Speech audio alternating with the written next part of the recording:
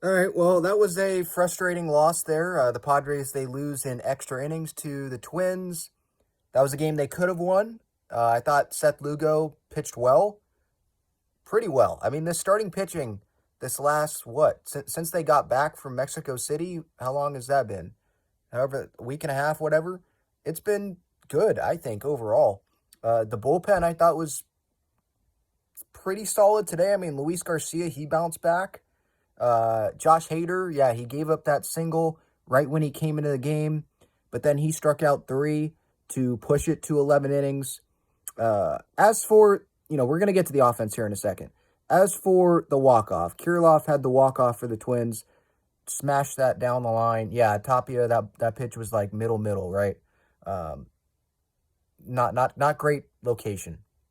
But don't blame this on Bob Melvin. Like, why are you walking Carlos Correa? I know Correa had gotten off to a slow start this year, but he's getting the guy in double play position, and Kirilloff just beat Tapia. Like, he took advantage of a bad pitch, and the guy was in scoring position to start the inning, and he scored. The Padres, they had a chance in the top of the 11th to come through. They had not just a runner on second, they had the bases loaded. Xander Bogaerts battled his butt off, had a great at-bat, a great take on a 3-2 pitch. Bases loaded. Matt Carpenter comes up and doesn't have a very competitive at-bat. Strikes out looking. You cannot strike out looking on that pitch.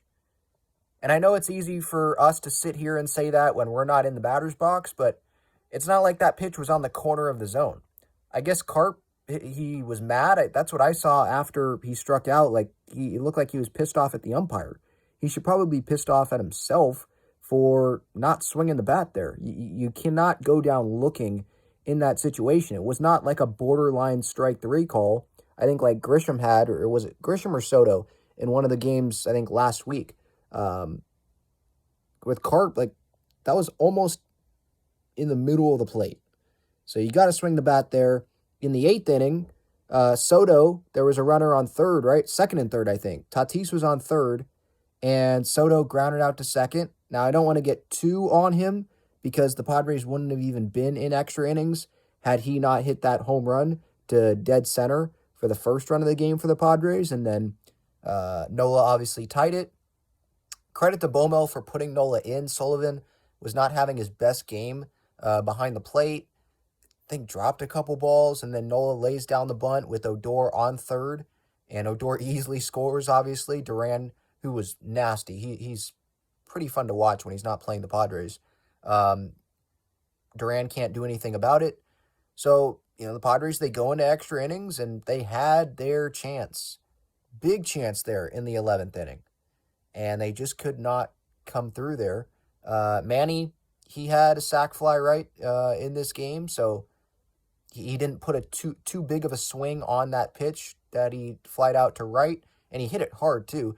And the Padres, this I also say, like I said earlier, this is a game they could have won, not just because of the opportunities they had late, but because of some of the unlucky stuff that happened. And maybe this isn't on the Padres. It's not. Like, Manny, first inning, right? He pops up, and it ends up being a double play. Gallo comes in, and he slides. Looks like he makes the catch. Great eye-hand coordination, the bobble, bare hand. But then the replay shows that the ball hit the grass. For some reason, the Padres didn't challenge. I know you only have 15 seconds, so maybe the replay guy was like, hey, it's the first inning. Don't challenge this.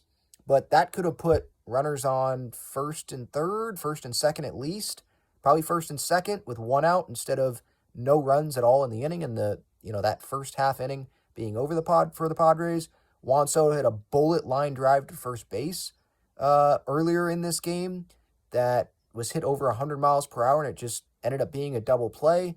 Some stuff that they couldn't control, and it just ended up being a little bit unlucky for the Padres tonight. So yeah, disappointing loss. They could have won this game, but at least they get less than 24 hours now between games to possibly redeem themselves before the Dodger series. Darvish on the mound tomorrow. Nick Martinez should be available tomorrow. And Hader, I'm not worried about him. Yeah, he gave up the home run to Mookie on Sunday, but this situation that he came in with, there was a runner on second base, so he gave up a single.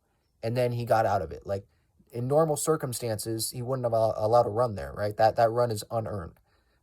So yeah, I mean, this offense is going to probably take the brunt for this loss because Lugo was good and most of the pitching staff pitched well tonight.